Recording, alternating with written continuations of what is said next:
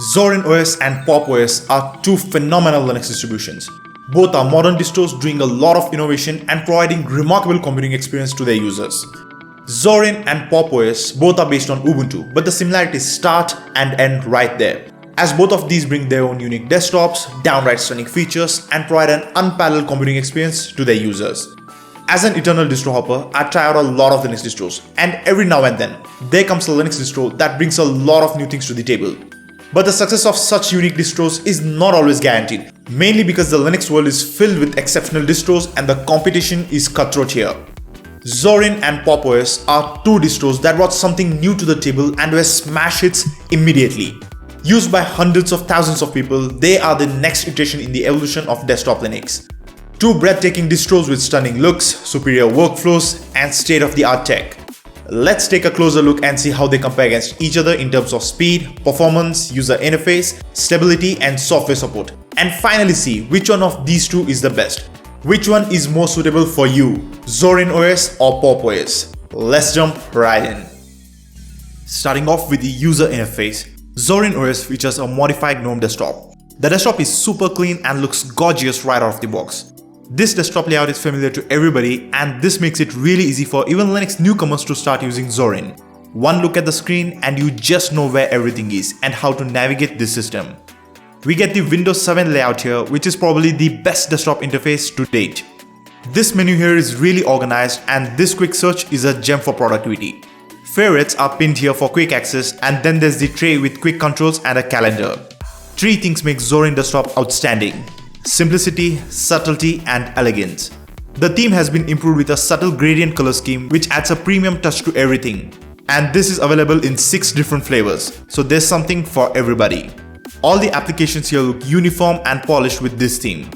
Zorin Appearance lets you choose from 4 different pre-configured layouts which are just as refined.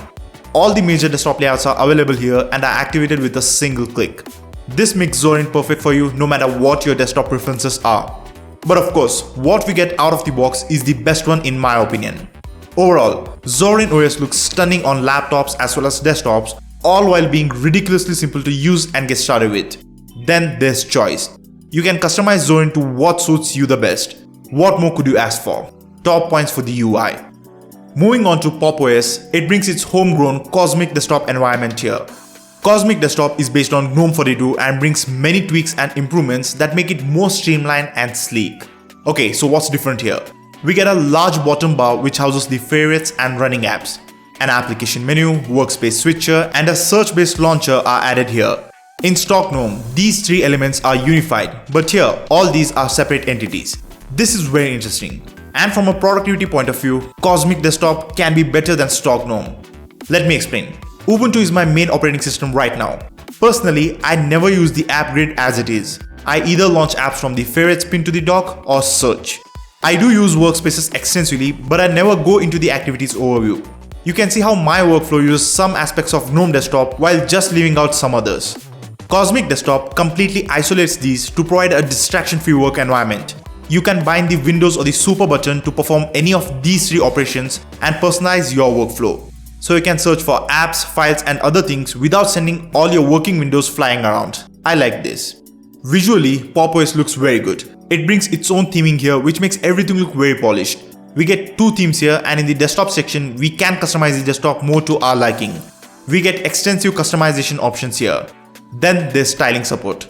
This is one thing that I personally adore. I work with multiple applications open at the same time, and this feature really boosts your productivity. One click here and all your running windows style up perfectly. And this is completely configurable. With so much fine control here, you can make this work just the way you want. Tiling windows are great when you're coding, learning something, and this just streamlines that multi-application work. And to go back, just turn it off here. Pop OS and Zorin OS both offer exceptional user interfaces. While they are stunning looks-wise, they are also amazing to use. They both increase your productivity and make the whole experience of using your computer better. Yeah, both have their own visions of how to give you a better experience, and they both are different. But if you talk about the quality, both are impressive. So in the user interface department, I'll give them both a point each, as user interface choice is highly subjective. Now you might like one and I might like the other. Moving on to the software department, here we see big differences between Zorin and Pop OS. Although both are based on the exact same version of Ubuntu, they have very different approaches in this department, which translate to very different experiences. Pop OS has a very refined software availability. It lets you install software from the amazing Ubuntu repositories. Here, you can find a large number of packages which are very well tested for stability, and these packages work harmoniously on Ubuntu-based systems. While Ubuntu is prioritizing its newer Snap format apps, Pop OS strategically capitalizes on Ubuntu's well-established .deb software repositories. Now, there is a very large section of Linux community which prefers traditional .deb apps over Snap apps. For them, Pop OS becomes a very attractive choice. While the Snap format does have its compelling reasons, traditional .deb apps are simply faster. They also take up way less storage space, they have been around longer, and at times, they do feel more natural. Traditional .deb software are time-tested. These software repositories are also a reason for Ubuntu's phenomenal success. Snaps bring their own advantages as well. But if you want to go traditional, Pop OS makes a lot of sense, as it not only brings software from the fantastic Ubuntu software repositories, but it also has its own software repositories set up in the same .deb format. This lets you install additional software like VS Code, Google Chrome, and many other software directly from the Pop shop here. We also get Flatpaks here, which let you install anything you want easily, and you'll be getting the newest version of this software. The software store called Pop Shop is very organized and easy to use. It's not slow and glitchy like another popular software store. It lets you switch between .deb software and Flatpaks easily, and it's a genuine pleasure to use. Yeah. So software availability wise, Pop OS is top grade. Almost all the software created for Linux can be easily installed from the Pop shop. If you're impressed by the software availability on Pop OS, wait till you have a look at Zorin. Now Zorin 2 is based on Ubuntu 22.04 LTS, the same as Pop OS. So we can install all the packages from the Ubuntu repositories here. We already talked about how Ubuntu software repositories are huge and you can install pretty much anything you want here easily. Along with Ubuntu packages, we get Snaps here. With Snaps, you get access to a huge list of software from big names like Google, Microsoft, Nextcloud, Spotify, and so many more. Canonical, Ubuntu's parent company, is betting on its Snaps to bring more and more high-quality software to Linux, and clearly, it's winning. You might love or hate Snaps, but the software availability there is impressive. Then, Zorin OS ships with FlatHub integration.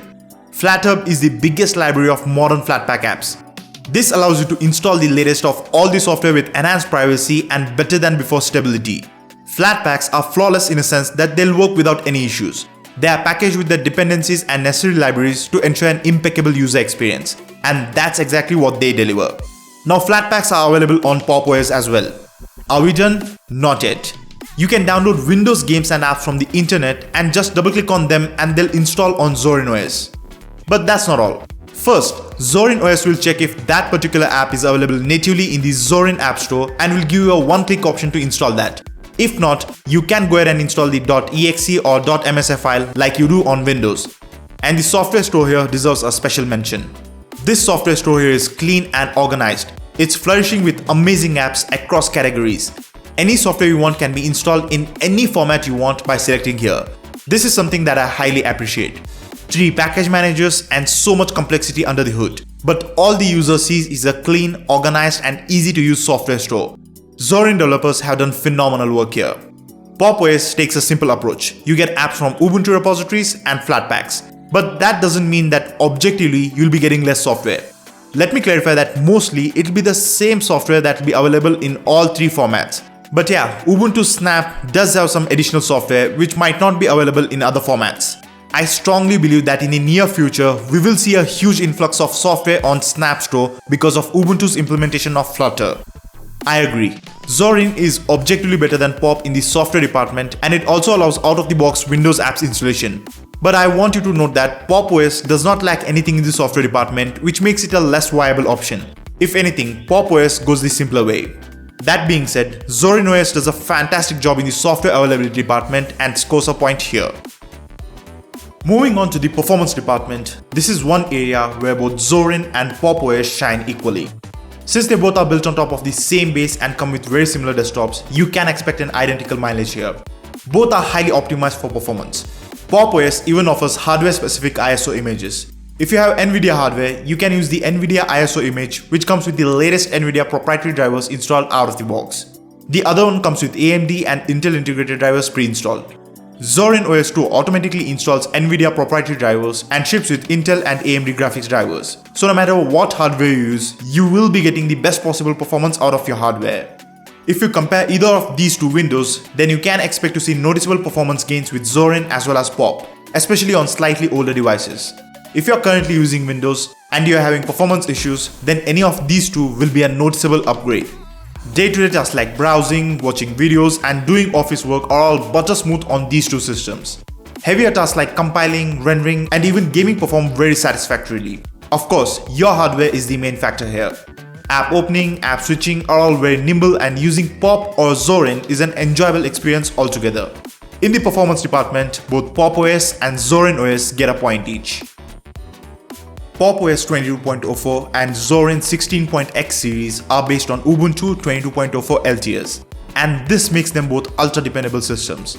Both these distros come with a support period of 5 years, and they'll receive updates for this period. On top of being built on a very solid base, Pop OS and Zorin bring a lot to the table that makes them amazing computing systems.